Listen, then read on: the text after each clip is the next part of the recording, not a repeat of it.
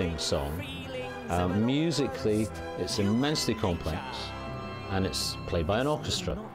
It's essentially in 2/4, so that means 2 crotchets to the bar. So 1, 2, 1, 2, 1, 2, 1, 2, and that style 1, 2, 2 crotchets, 2/4 can sometimes be quite menacing.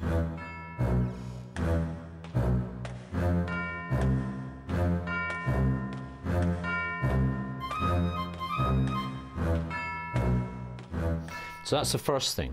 And what's going on top, musically, is deliberately discordant in places to create angst, to create tension. So for instance, while this is going on, you've also got an F chord against it. You've got an F sharp chord against it. There's huge tension there. You've got a G against it. Even more tension. But it's not necessarily played in the order I've just played it as well. So you'll get and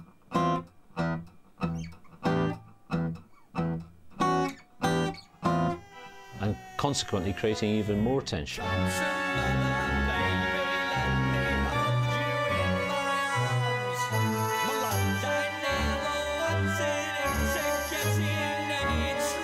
The scarf's animation for the wall could exist on its own. It succeeds on its own right.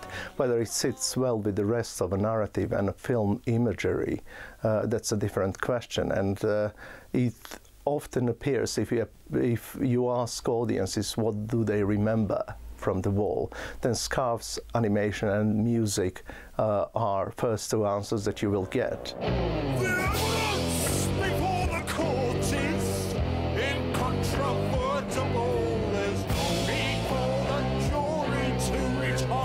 The song is, I would say, also in more of a show-style song, or vaudeville, or a film noir, a musical, but a dark musical. And it's really, really, it's a clever piece of music. Suffer your exquisite white mother fills me. What Scarf did was interpret the images so well with the music that you know, one without the other is much, much weaker. I sentence you to be exposed before your peers. Tear down the wall! When the Pink, the character played by Bob Geldof, finally put himself on trial, he realizes that himself, as the creator of the wall, is the part of a problem as well. Blaming the rest of the world, that of his father in a war, his overprotective mother, his audience, everybody but himself, his betraying wife, was something that created the wall and finally made this total and final division between him, reality, and the rest of the world. And he finally decides to break it down. And the end of the film is quite enigmatic. Wall is finally broken.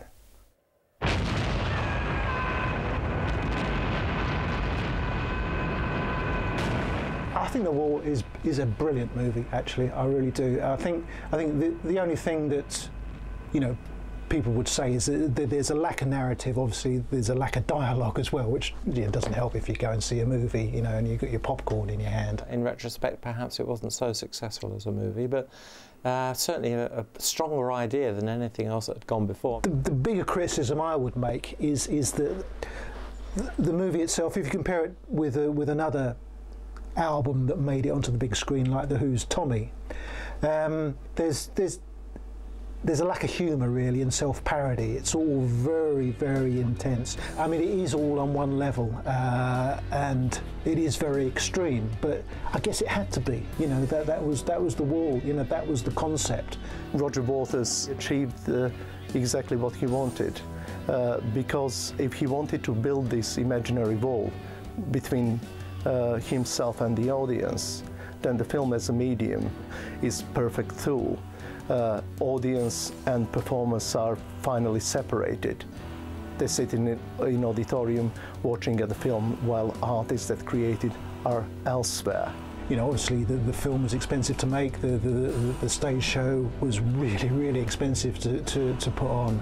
But at the end of the day, whatever financial gambit they had, and they were in serious trouble financially, you know, it definitely paid off.